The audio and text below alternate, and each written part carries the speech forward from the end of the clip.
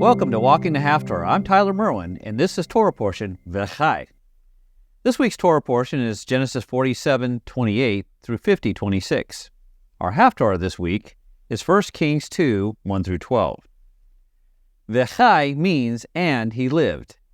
As the opening line of our portion says, and Jacob lived, in Hebrew would have just said, and he lived, in the land of Egypt 17 years. So the days of Jacob, the years of his life, were 147 years. This week's Torah portion is the last portion of the book of Genesis, or Bereshit. The portion is focused on the end of Jacob's life and the instructions and prophecy given to his descendants. Let's cover quickly the Torah portion. Jacob summoned Joseph to him, as he knew his time to die was soon. He has Joseph swear, with his hand under Jacob's thigh, that Joseph will not bury him there in Egypt, but will instead bring him to his burial place at the cave of Machpelah in Hebron. Sometime later, Jacob becomes ill, and Joseph comes to him with his two sons, Manasseh, the older, and Ephraim, the younger. Jacob tells Joseph that he is going to adopt his two sons, and that they will have an inheritance with Joseph and the rest of his brothers. Children born to Joseph after Manasseh and Ephraim would not have the same status. Jacob blesses the boys with that cross-handed blessing, placing his right hand on Ephraim, which was the younger, and his left hand on Manasseh, the older. Joseph objects, thinking that his father's making a mistake due to his poor eyesight. But his father refused and said, "I know, my son, I know. He also shall become a people, and he also shall be great. Nevertheless, his younger brother shall be greater than he, and his offspring shall become a multitude of nations." Genesis 48:19. The ESV here translates that Ephraim will become a multitude of nations. The Art Scroll, on the other hand, translates the same phrase as, his offspring shall fill the nations. This translation is a little better because it fits the exile of the northern 10 tribes of Ephraim by Assyria. At the end of days, they will be gathered from the four corners of the earth, proving that they did indeed fill the nations. He goes on to say that Israel will pronounce blessings on their sons, and that blessing would be that their sons would be like Ephraim and Manasseh. Jacob also gives an extra inheritance to Joseph, the portion of Shechem that he took from the Amorites. Then Jacob called his sons and said, "Gather yourselves together, that I may tell you what shall happen to you in the days to come." Genesis 49, verse 1. The Hebrew for days to come is more literally translated end of days, and is seen prophetically as the end times. Jacob then goes on to pronounce the future of the tribes to his sons. Reuben lost his right to be the national leader because of the incident with Jacob's wife/concubine, Bilhah. Simeon and Levi are also told that they are disqualified from national leadership. Jacob rebuked them because of their rage. Judah, on the other hand, is given the authority to rule over his brothers, from which the lineage of King David and Messiah Yeshua would come. The scepter shall not depart from Judah, nor the ruler's staff from between his feet, until Shiloh comes, and to him shall be the obedience of the peoples. Genesis 49, verse 10. Shiloh, or we will usually say Shiloh, is understood to be the Messiah. The sages understood that until Shiloh comes doesn't mean that Judah's rule stops when Messiah comes, because remember, Messiah is from the tribe of Judah. To the contrary, once Messiah begins to rule and reign, Judah's prophecy of kingship will be fully realized as all the nations of the earth will acknowledge him and his kingship and pay him homage. This is similar to when Yeshua, in the middle of his Sermon on the Mount, pauses and says in Matthew 5:17, "Do not think that I have come to abolish the law or the prophets. I have not come to abolish them, but to fulfill them." He's saying that he's not ending or altering the law, which would be the Torah, the commandments, or the prophets, who warned and reprimanded the people for not following the commandments or for mixing biblical worship with that of the nations. He didn't come to fulfill them in the sense that he did them so we don't have to, or complete them so they're no longer in effect. To the contrary, he fulfilled the prophecies about himself, proving that he is the Messiah, and he walked out the commandments.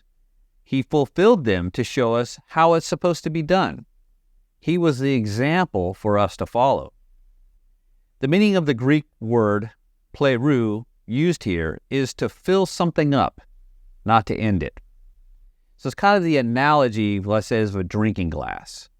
So if you had a nice drinking glass, I could have the glass in my hand, and it would be wonderful. I could show people. It might be really fancy. Maybe it's fine china that's kept in a cabinet. But what's the purpose of the glass?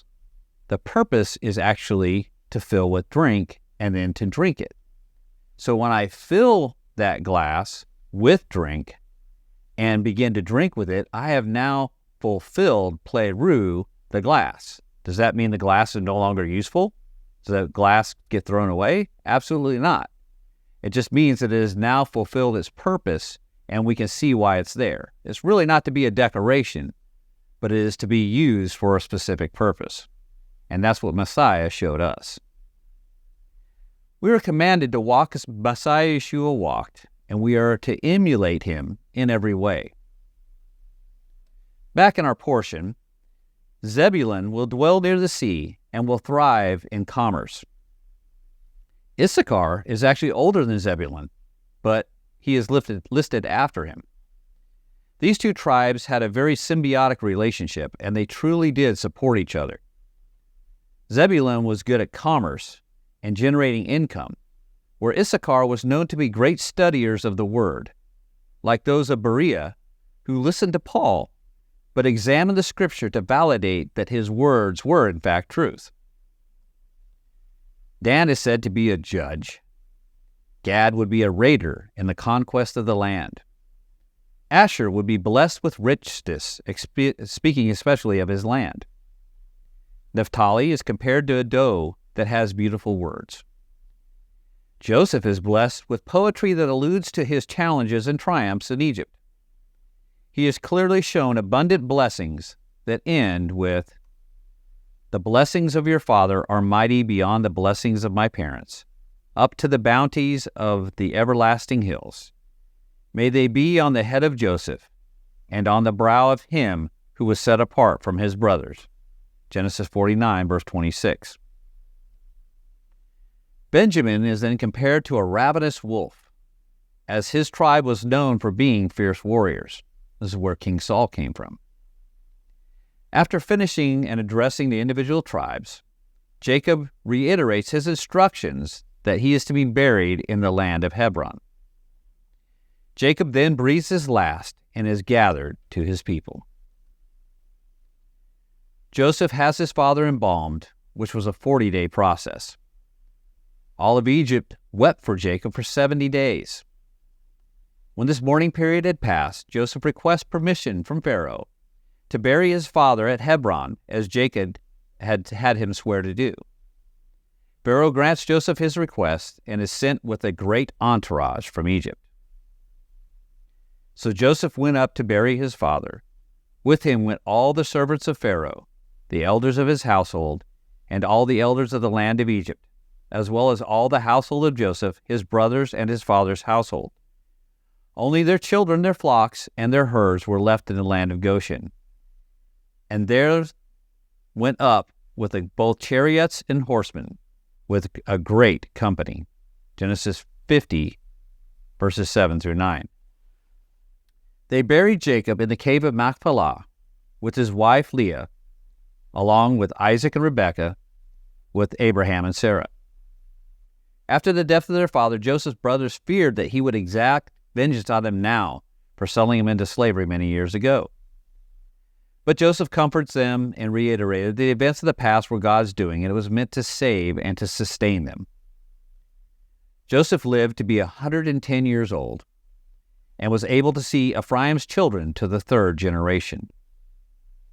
The portion and the book of Bereshit ends with, "And Joseph said to his brothers, I am about to die, but God will visit you and bring you up out of this land to the land that he swore to Abraham, to Isaac, and to Jacob."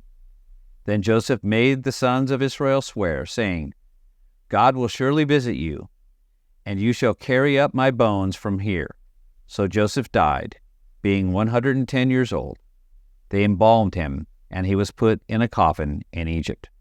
Genesis 50, verses 24 through 26. After we finish reading a book of the Torah, it's customary to proclaim, "Chazak, chazak, v'ni kazeh," which means, be strong, and may we be strengthened. As I stated in the beginning, the portion this week primarily dealt with the end of Jacob's life and the blessings/instructions he gave to Joseph and his brothers. Similarly, our Haftarah this week speaks of King David's final days and the blessings/instructions he gives to his son Shlomo, or Solomon. The sages state that Jacob was the father of the nation, and that David was the father of his dynasty. This takes us to 1 Kings, or Melachim 1, chapter 2, verses 1 through 12. When David's time to die drew near, he commanded Solomon, his son, saying, "I am about to go the way of all the earth. Be strong and show yourself a man, and keep the charge of Yod-Heh-Vav-Heh your God, walking in his ways and keeping his statutes, his commandments, his rules, and his testimonies, as is written in the law or the Torah of Moses, that you may prosper in all you do and wherever you turn, that Yod-Heh-Vav-Heh may establish his word that he spoke concerning me, saying, if your sons pay close attention to their way, to walk before me in faithfulness with all of their heart and with all of their soul, you shall not lack a man on the throne of Israel." Verses 1 through 4. Remember that Solomon is young for someone who will be soon sitting on the king's throne. David's first and foremost instruction is to wholly follow the Holy One, the Elohim of Abraham, Isaac, and Jacob. This is done by carefully abiding by all Adonai gave us in his Torah. This is doubly important as he will be the earthly king of God's people, Israel. He tells Solomon that if he and his children after him do this, they will never lack a man on the throne of Israel. He promises this to him because of the word that David received from Nathan the prophet back in 2 Samuel 7:16. "And your house and your kingdom shall be made sure forever before me. Your throne shall be established forever." This truth would ultimately be fulfilled by Yeshua the Messiah, as fleshly men would ultimately fail. Moreover, you also know that Joab, the son of Zeruiah, did to me how he dealt with the two commanders of the armies of Israel, Abner the son of Ner, and Amasa the son of Jether, whom he killed, avenging in time of peace for blood that had been shed in war, and putting the blood of war on the belt around his waist and on the sandals on his feet. Act therefore according to your wisdom, but do not let his gray head go down to Sheol in peace. But deal loyally with the sons of Barzillai the Gileadite, and let them be among those who eat at your table. For with such loyalty they met me when I fled from Absalom your brother. And there is also with you Shmeni the son of Gera, the Benjamite from Bahurim, who cursed me with a grievous curse on the day that I went to Mahanaim. But when he came down to meet me at the Jordan, I swore to him by Yod-Heh-Vav-Heh, saying, I will not put you to death with the sword. Now therefore do not hold him guiltless, for you are a wise man. You will know what you ought to do to him, and you shall bring his gray head down with blood to Sheol. Verses 5 through 9. David passes along his grievances to Solomon and how they should be dealt with. David was instructing Solomon to execute justice with wisdom, for David was unable to execute this justice himself in these matters. The sages actually see exacting justice is actually a kind of mercy, because those that die unpunished for that injustice will actually have the burden of that sin be laid on them for all eternity. Another reason to deal with these with wisdom is that they can still be a threat and cause harm to Solomon and his future kingdom. David also tells Solomon to be loyal and generous to the family of Barzillai the Gileadite, who supplied David with food and provisions when he was in great need, and you can read about this in 2 Samuel 17, 27 through 29. Our Haftarah ends with, "Then David slept with his fathers and was buried in the city of David. And the time that David reigned over Israel was 40 years. He reigned 7 years in Hebron and 33 years in Jerusalem. So Solomon sat on the throne of David his father, and his kingdom was firmly established." Verses 10 through 12. David, like Joseph and Jacob, dies at the end of our portion. Solomon's kingdom was firmly established as understood that he carried on in the righteousness of his father, King David. Now, the years of David's reign struck me. I asked myself, where have we seen this before? The text says that he ruled from Hebron for 7 years, and then from Jerusalem for 33 years. So let's look at the commandments regarding childbirth in Leviticus 12. Yod-Heh-Vav-Heh spoke to Moses, saying, "Speak to the people of Israel, saying, If a woman conceives and bears a male child, then she shall be unclean 7 days. As at the time of her menstruation she shall be unclean. And on the 8th day the flesh of his foreskins shall be circumcised. Then she shall continue for 33 days in the blood of her purifying. She shall not touch anything holy, nor come into the sanctuary, until the days of her purifying are completed." Leviticus 12, verses 1 through 4. I can see this as another Messianic portent. There's a status change for the mother from the first 7 days compared to the remaining 33 days. She goes from a normal state of being unclean, which would be a normal earthly thing on a monthly basis for women of childbearing age.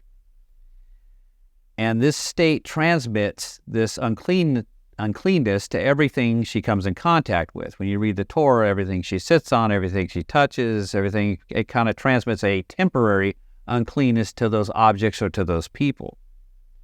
But on the 8th day, she would take a mikvah. Even though it's not really specified, it's understood and implied. Every time there's a status change, especially from going from an unclean state to a clean state, there was always a mikvah involved. And her ritual status would change, even though she may still actually be bleeding. The Torah refers to any bleeding during this phase as actually her blood of purity.